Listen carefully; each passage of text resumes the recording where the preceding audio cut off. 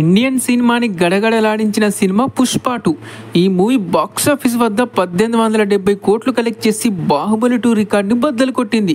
హిందీలో స్త్రీ 2 పేరు మీద ఉన్న 630 కోట్ల నెట్ కలెక్షన్ ని కూడా 835 కోట్లతో పుష్ప 2 బ్రేక్ చేసి పడేసింది.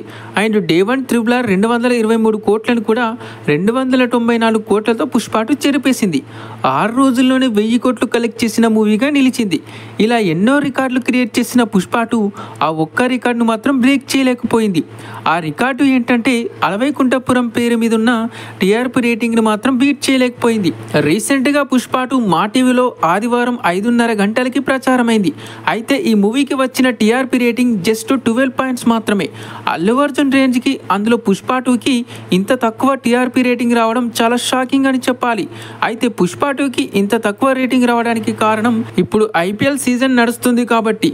ఎందుకంటే అందరూ ఐపీఎల్ చూడడానికి టీవీలకి అతుక్కుపోతారు కాబట్టి పుష్ప 2ని ఎవరు చూడలేదు. లేదంటే టీఆర్పీ రేటింగ్ లో కూడా పుష్ప 2 రికార్డు క్రియేట్ చేసేది. సో ఏది ఏమైనా సరే పుష్ప 2ని ఐపీఎల్ దెబ్బ కొట్టిందని చెప్పాలి. మరి దీని మీద మీ ఒపీనియన్ ఏంటో కింద కామెంట్లో చెప్పండి.